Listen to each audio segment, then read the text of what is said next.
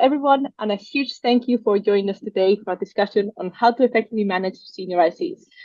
The webinar will last roughly 45 minutes, after which both myself and the panelists will head over to the lead desk Slack to answer some of your questions in the Staffplus channel. We may also have time to answer a couple of questions live, so please do submit those to the Q&A function on Zoom, and we'll get to them if we can towards the end. So let's get started with some introduction.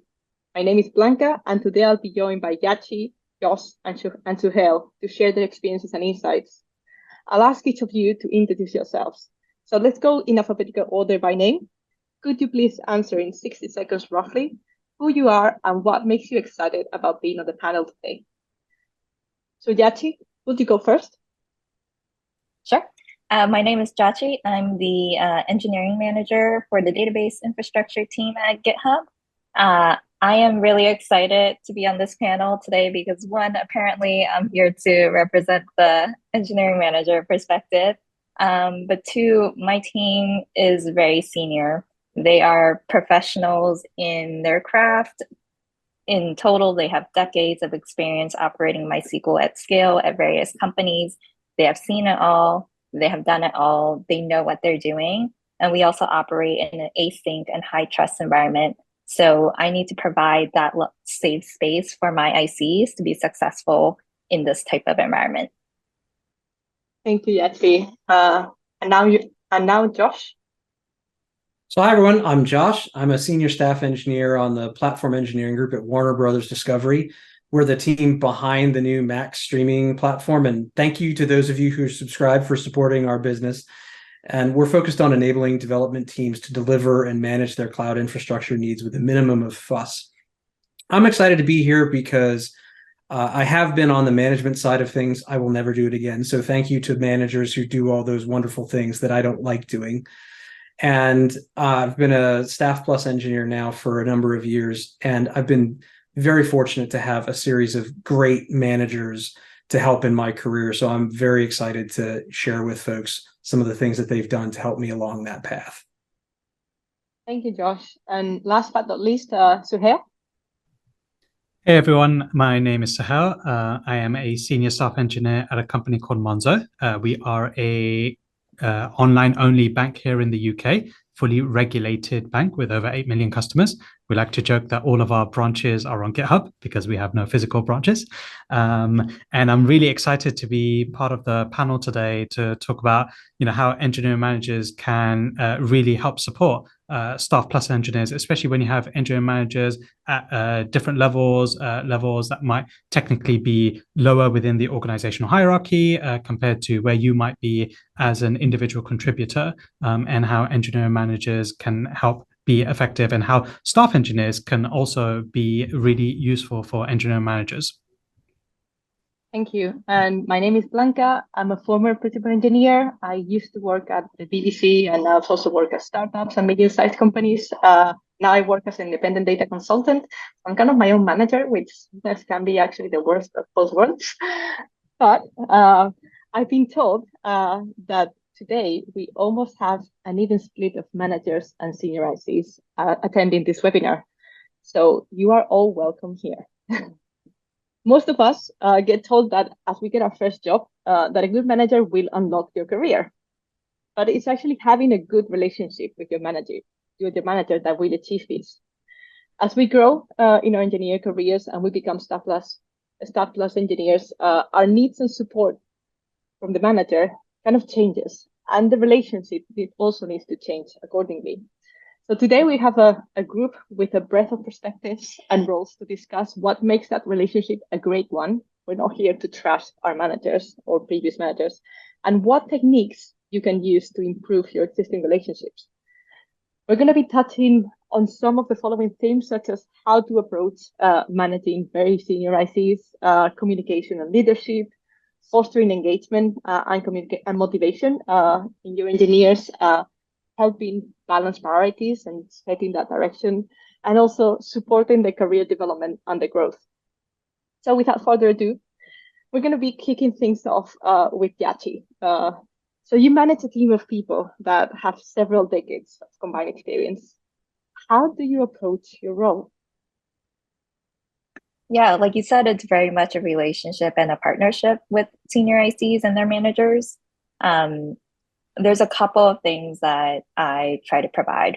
One is I have to work with them to identify opportunities that are the right scope and right, problems for them to be working on. This is definitely a shared responsibility. I have some contacts as staff engineers or senior engineers. They probably are talking to their own peers, talking to our customers, talking to product managers, and also gathering contacts. So identifying that right opportunity, finding alignment is a really key part of working together with your manager as a senior IC. But then there's also the work that I'm also responsible as a manager. I need to be handling interference so that once we're started on a project or we're identified the right opportunity, I'm able to set up the team and the senior IC for success. If we can't get the focus to carve out, let's say, a 6 months for a big scope project, then we're not really set up for success there, and it's probably not the right time. And we either need to adjust our own plan and reduce the scope of what we're working on, or I need to go and present a case to our leadership that we need more focus, we need more headcount. This is the biggest problem that we should be solving. So it's definitely a balance between that opportunity and alignment, and also handling the interference so that the team can be successful. Thank you. I particularly like what you said, that shared responsibility of finding opportunities is not only the manager.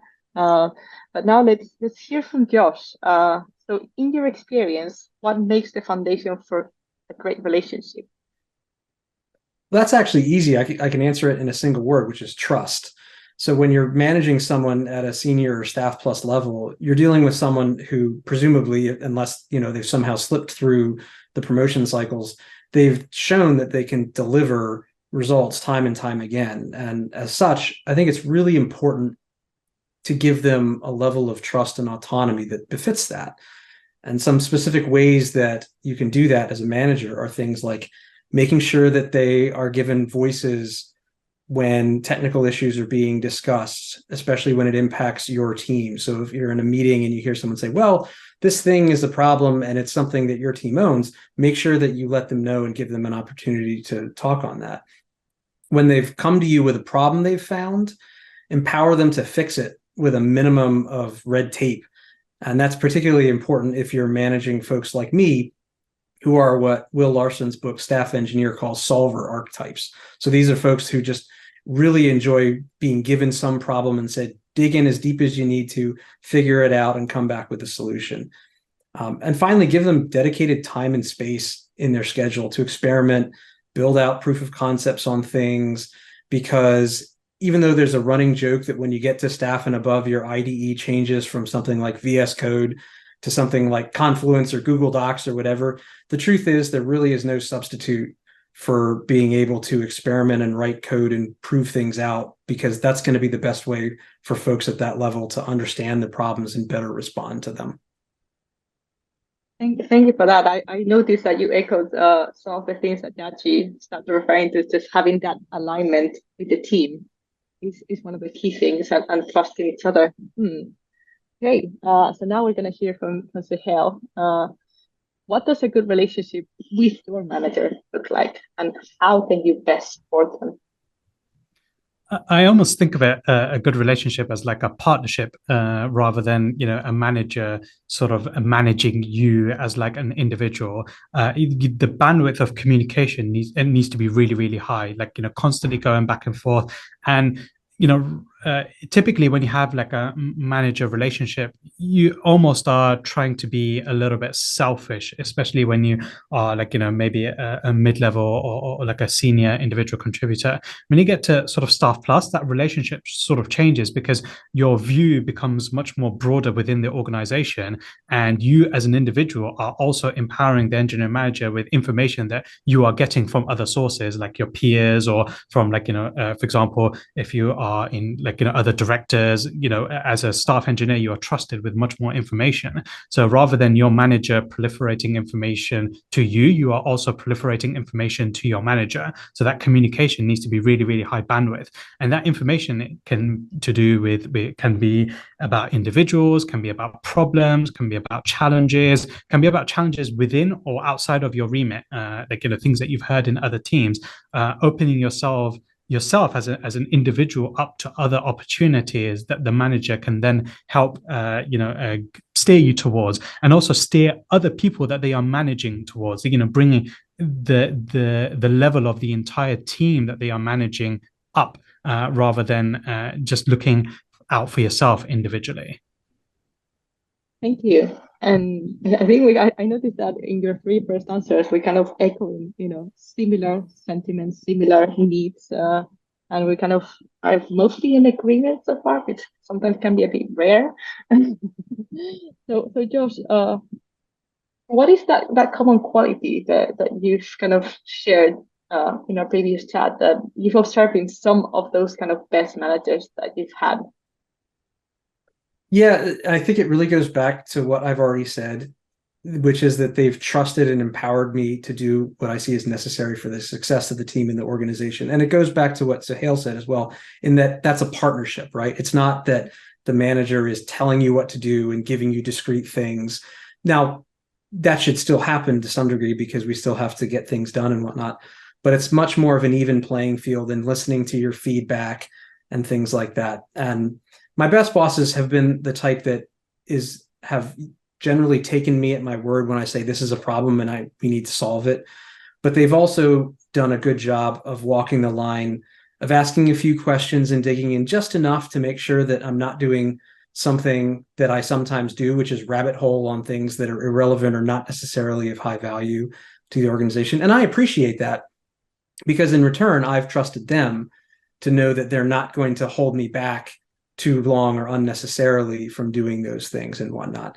So it really, in the end, they're coming from a place, they know that I'm coming at it from a place of experience. And so long as I can deliver on what I promise, they don't really get involved in any of the nitpicky details of things and whatnot. And that's been really the foundation of all the good experiences I've had. Thank you. It does sound to me that also they knew really well what their role was. Kind of that separation with yours, isn't it? Okay. Yes, very much so. So we're going to circle back to Jachi. I think it's a really, I'm looking forward to your answer on this. Like, what is your least favorite type of issue to deal with on your team, and how do you go about it? Yeah, I definitely had a hard time picking a least favorite, but I think what's most challenging that I've seen is when there's misalignment with stakeholders. And that can be stakeholders in your own leadership chain. It could be the internal team having some sort of like technical disagreement. It could be with product or with other partner teams. By the time that everyone is in this misaligned state, it's very hard to correct. And that's why it's my least type of, problem that I want to be dealing with.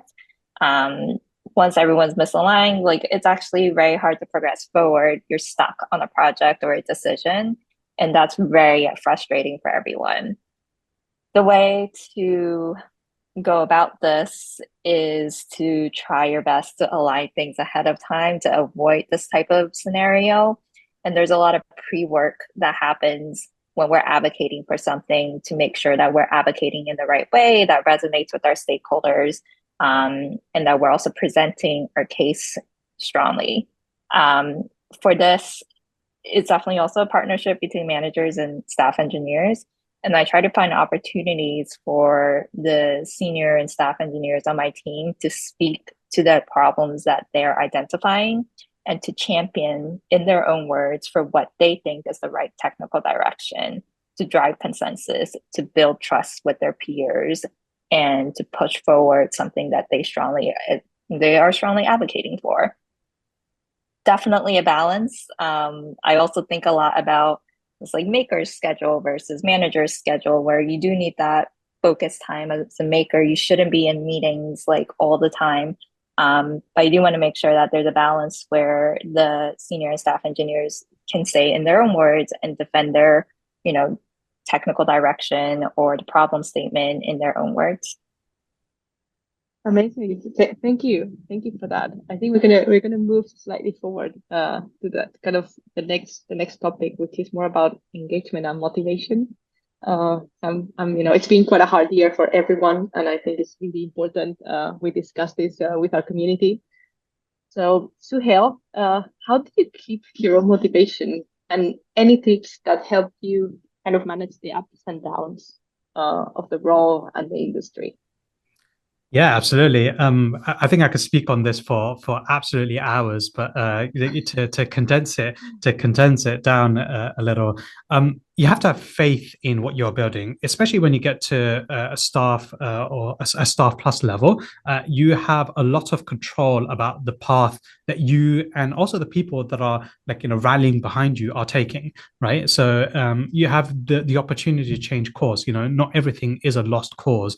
A lot of times I see people sort of marching towards their own grave, and that doesn't need to be the case. You as a leader can. It is much easier for you, and actually, I would argue it is your responsibility to make the business proposition in order to change course and actually see that through. That is extremely empowering, and that is almost your prerogative as a Staffplus contributor.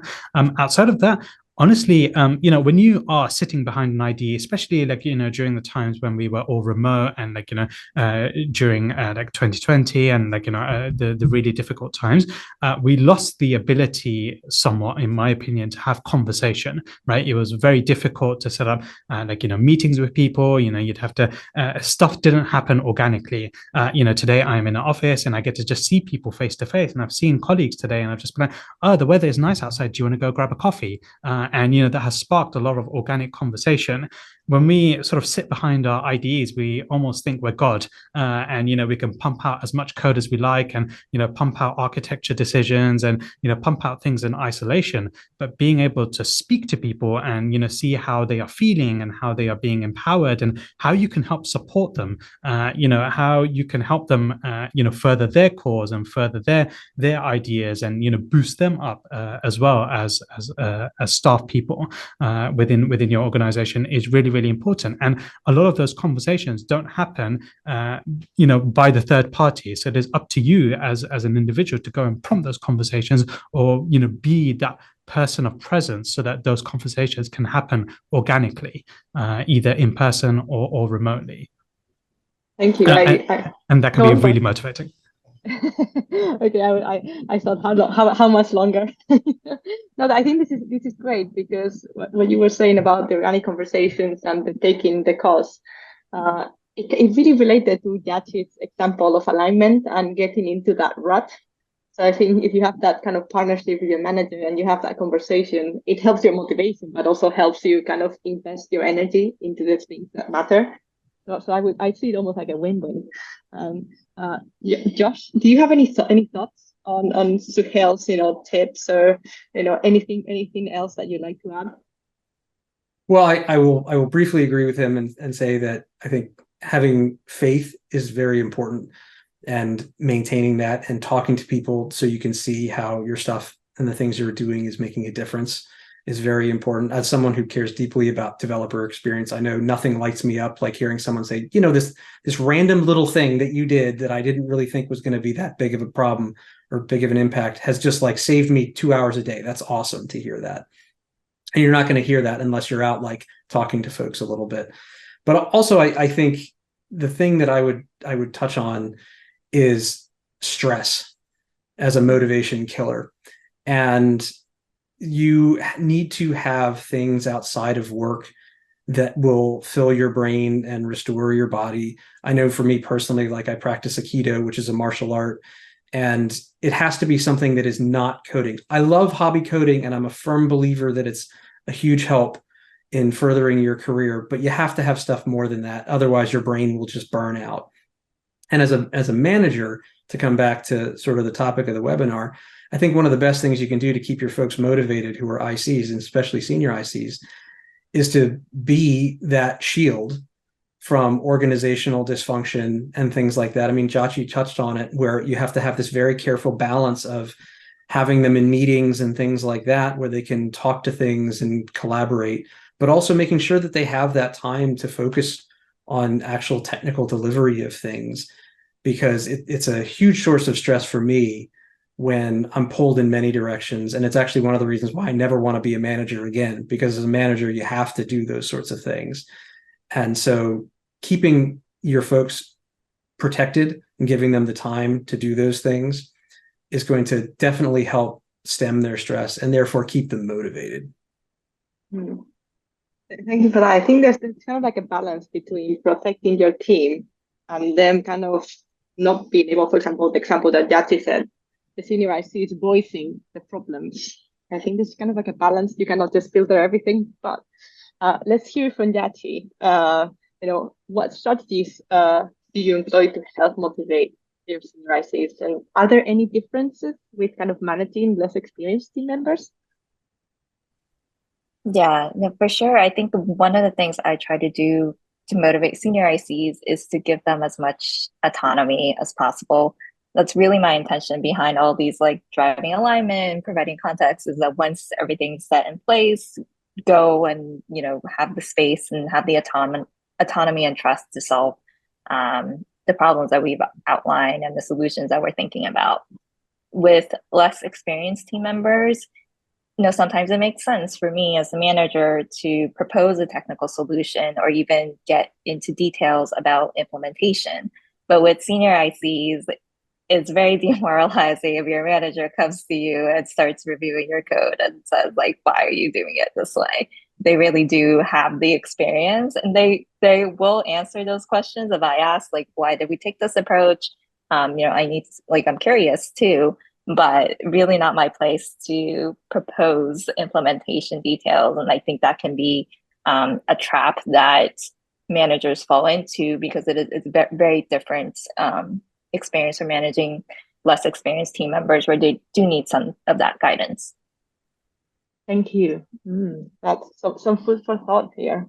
So we're going to move on, in the spirit of time, we're going to move on to the next topic. I know we could just stay here forever because I'm also a huge fan of this, but let's move to kind of looking at balancing priorities, bit of direction, and now Suhail, what have you observed as a challenge in your role where you are focused on that broader context, as you mentioned, but your manager might not be, and how do you approach that?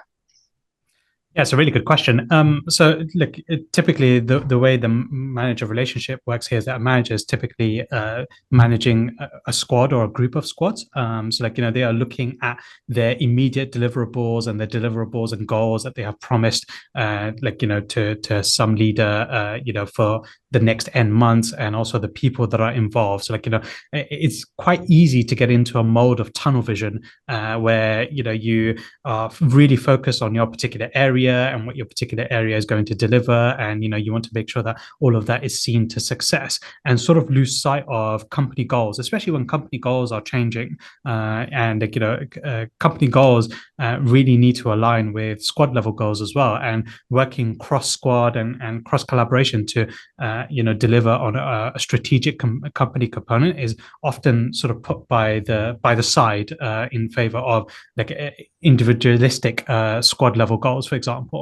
So sort of outlining that broader context, how can we work within company goals, and how can we work cross squad, cross disciplines, is a really, really key factor. For example, very similar to Josh, I work within a platform team, so there's a lot of areas where we can be really, really empowering across the organization, and one of the biggest challenges we have is to find the most impactful thing for the business, and a lot of that gets conflated a lot of times with what is the most impactful thing for a certain group of people that we're serving, whereas there is another group of people which is usually broader or does not have access to the same level of quality of tools that we could be empowering, and that is going to be much more impactful for the business in general. So just thinking a bit more broader and being open to those conversations and change is really, really important. And I think this is where it comes back to some of the stuff that Jashi and Josh were saying. A lot of the communication piece, communicating across different groups of people. Managers will speak to other managers as an individual contributor. You'll speak to other individual contributors, and sometimes that will be like skip level discussions and things like that involved. But this is where the two can sort of like align and bind together, and you can figure out what is going to be the most impactful thing for your business rather than for your individualistic goals. Thank you. So you were circling back to Gachi, and I want to hear from you a bit more. You were giving an example about kind of empowering your team's voices, and how do you go about supporting your team in driving change, and what role do you take as a manager? Yeah, there's quite a lot. I guess there's two things I want to talk about. One, in driving change, I have to find an opportunity and an opening. And by the time that I find the opportunity, there's not a lot of time to like discuss on exactly what change we want to drive. So ideally, we've aligned ahead of time on what's the biggest, thing or problem the company that we want to be driving towards or solving. And to do that, I try to spend some time with my team every 6 months and do a sort of retreat. We are not able to do this in person in this current remote environment, so we'd have to done it virtually, which is also kind of challenging. But we call them mini summits, and it's really a time to step back and look at the bigger picture, look at bigger problem statements. And I need that information to then, once I have an opportunity to drive change, then I can start pushing for it or getting support for it. The other thing that I encourage the team to do is when they are driving change or trying to grow in their own career, they need to bring the team along. And I do see this as it is also my responsibility to coach more junior engineers, but I also see an opportunity for staff engineers to find opportunities and grow the junior engineers and bring them along in this journey as well. Thank you. I think because you were just mentioning growth and supporting junior engineers. Let's move on to that next section, which is about career development and growth. So I'm gonna stay with you, Yachi, for the next question.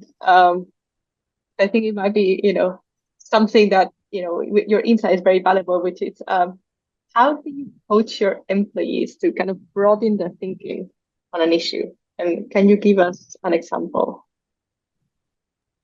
Yeah, I think for me, oftentimes I will state my premise, not in a very intrusive way, I hope, but I will state my opinions, but I also encourage like all of the engineers on my team to gather context from different perspectives. Sometimes it resonates a lot better coming directly from a team member or another IC, like even someone more junior to them than someone higher up in the reporting change, and it really varies. I think an interesting example for me is that on my team, we definitely have people who are extremely comfortable with any kind of production incidents. They've sort of seen it all, they're not stressed. But we are all sort of building automation and building the system. And one thing that I think the really strong staff engineers are good at is they know that what they're capable of, but they need to design the tools and the software so that it's something ubiquitous for the team, something anyone can use and easy to understand. And it's easier for them to hear directly from the ICs that, hey, this is a pain point, like this fails on me all the time when I try to use it.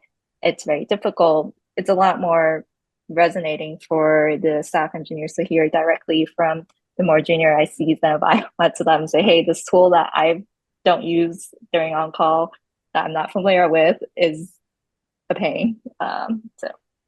Yeah, absolutely. So you kind of help them get feedback from people who are actually experiencing those things. Thank you. I think that's really really great example. So now, Josh, what has helped you most in your growth as a senior IC? and how do you become aware of those blind spots? Well, the answer is simple, but it's not easy, especially for introvert engineer types, and that is talk to people, have conversations.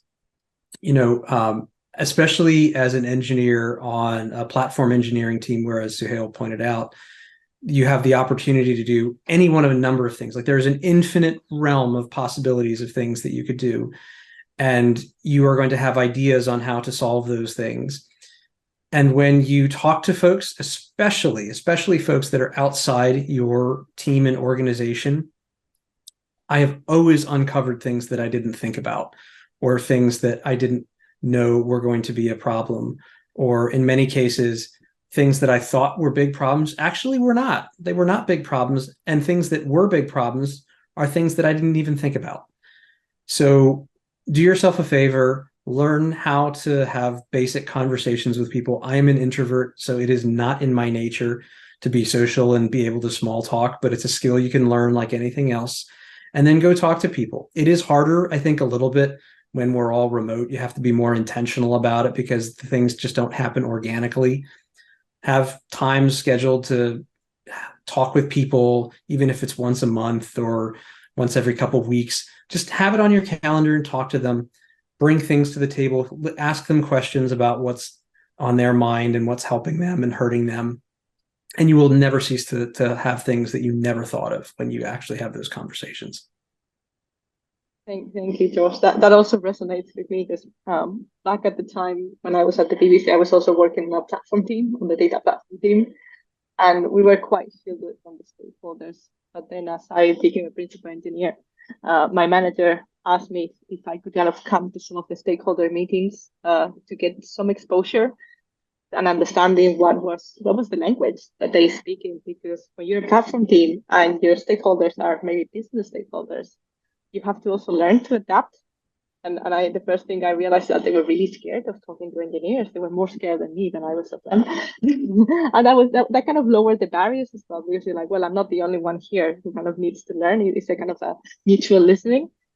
So I definitely recommend it, even though at first it's like really, really uncomfortable. But my manager provided amazing coaching for that, and she gave me constant feedback, so that I kind of became, more on my own, and then I started having the conversation on my own, without having to be almost like called upon. So I think this is the last question, so we might have time for some extra questions. Suhail, you have mentioned being a staff engineer role and above carries a higher status. So how, with that power dynamic, how did you go about gathering feedback? Ooh, I think a lot of it comes down to being approachable, how you sort of carry yourself, the words that you use, attentive listening, all of these play a very strong factor. There are micro tips that you can use on a daily basis. For example, for people who are starting anew, being that person who's going to be their welcome buddy, booking a session with them proactively. So, for example, we have a little bot that tells us all the new people that have joined on a week by week basis. So trying to figure out people who are within that remit, within that part of the organization, or even across disciplines, someone working in a product team or in design or someone who, it might even be someone working in customer support, someone as far away from an engineer, within your organization as possible. Everyone, I think, has really, really valuable feedback to provide on how you carry yourself personally, and also things that you can empower within your organization. The best bits that I've heard from various parts of the organization is just someone saying, I wish we could do X. And that X might be something that's within your remit, or something that you can contribute to within your conversation, or something that you can pass on to your fellow peer, because it might be part of their remit. But I just love when someone starts talking about what they wish they were able to do in a more efficient manner, or more pragmatic manner, or more easier manner, and sort of seeing this glimmer in their eyes, and a hope, maybe instilling a bit of hope that that can become a reality, especially in today's world, where a lot of the stuff can be, how can I make my job easier through software? And and as software engineers, we have a lot of capability in sort of making that happen. Now, we can't promise and deliver on the world, and not everything is possible. I wish I could fully automate myself out of a job, because then I can sit on a beach all day and hopefully still get paid. But there are elements where, with a small amount of work, a small amount of investment, you can open up a significant amount of opportunity for a different team where they didn't think it was possible to begin with. And I think a lot of that plays into the feedback that you receive. Also, touching on a very similar point, I think Jashi mentioned a little bit earlier, being a part of incidents is also a really, really key way of gathering, feedback on things that are working well and not working well. Being and learning from incidents. A lot of communities, a lot of organizations have, learning from incidents forums and things like that, and retrospectives, and blameless cultures and things like that. And whether an incident is within your remit or not, or whether an incident is even engineering related or not engineering related, I think there are a lot of really important learnings. And incidents can occur all around you, and it doesn't need to be within the context of your organization. For example, one that is often cited is the HBO series Chernobyl, and I think there's a lot for us to be learned in incident culture, like people being able to speak up and voice their concerns, so being able to gather feedback, implicit feedback. It doesn't need to be explicit, it doesn't need to be directed to a particular individual, but implicit feedback on how did the tools work, were folks able to be paged, did the alerts work properly, were there a lot of false positives? All of these things are feedback that frame your mind, and allow you to focus on things that are going to help people, should that incident occur in a different manner in the future. And I think all of that, there's an element of explicit feedback from peers and from people. There's an element of implicit feedback from what you see and read, and just being present within certain rooms, certain documents, certain areas within, and also like being present in the world, not only within your organization. Thank you, Suhail. I think we have time for one of the questions that was submitted. So I'm going to ask you the room and maybe raise your hand or your virtual hand if you'd like to answer. I think there's a really good question here. It says, how do you ensure there's a level of respect between the manager and staff, especially if they have more experience than the manager? I think this play a lot. Josh, you want to go first? Yeah, so to me, the key has been to, again, do an uncomfortable thing and have a conversation with the manager and see what it is that they are looking for. One of my favorite questions to ask when I start under a new boss is, if I do nothing except for one thing well, what's that one thing that in 6 months you'll say, yep, this is my person, they're good for the job? And conversely, what's the one thing that if I don't do well in 6 months, you're going to say, no, like not a good fit? And just see what they say. But then also just be consistent. I find that a reasonable manager, if you are consistent and reliable in delivering what you promise, they will generally be fine with respecting your time and your boundaries and giving you more autonomy, because you've proven that you can do that and that they don't need to be involved. If someone is not able to trust you after you've consistently delivered, you probably should have a conversation with them about why that is, because maybe they're afraid of something, or maybe they're not used to it, or things like that. Thank you. Anyone else would like to add? Suhail?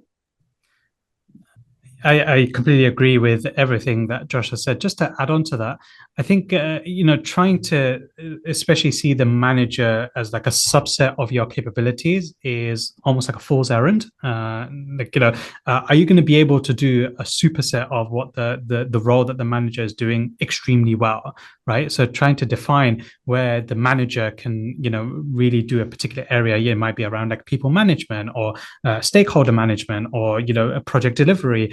how can, again, going back to that element where it is a partnership, there are certain elements that within your wheelhouse that you're going to be able to do really, really well at this particular point in time. And there are certain elements where you will actually be much better off allowing the manager and it allows them an opportunity to grow, to be able to take on those bits and offload those portions where you're not able to dedicate 100% of your time, and allow them to do their best work, and also provide that constant, high bandwidth communication, which also includes feedback on things that can be improved. And there's also an element of praising in public and feedback in private. And if you have that really, really strong relationship with that manager, there can be immediate course correction, which can be really, really helpful, because it allows you to offload stuff onto your plate and ensure that it gets taken care of, as well as allowing that individual to grow. Thank you, Sahel. I think, I've learned that basic human decency, you should give everyone you start working with just respect, okay? Unless the relationship goes, south. And there's a term that I learned a while back that is called relationship contracting. I don't know if that's familiar to anyone, but basically whenever you start, in this case, working with anyone, just sit down with them, use your curiosity, get to know them, get to know your manager as a person, let them get to know you as a person, and just start discussing, how you can work together. Don't just think that because they have the manager's hat, they will do certain things a certain way. There's always a bit of leeway, and just kind of let them know what are your ambitions, what are the things that you do well, what are the things you would like support with. Because remember, you're in a very senior role already, so you're kind of expected to know these things, or at least ask for help in kind of improving with them. So I hope that kind of answered the question. There's a couple more that I think we're going to have to take to Slack because we're going to have to wrap this up. So thank you to our panelists today for sharing their insights. Now it's time to wrap up. So let's go around the room and summarize in a sentence. What is your top tip for transforming the manager-employee relationship into more of a partnership? You can tailor your answer to either senior ICs or managers, or a bit of both. So now we're going to go in reverse alphabetical order, and we're going to start with Suhail. Oh, I am going to cheat and sound like a bit of a parrot, but high bandwidth communication is like the theme for me, constantly going back and forth between managers, and that's plural, managers that are surrounding you, and you as an individual. Thank you. And now Josh.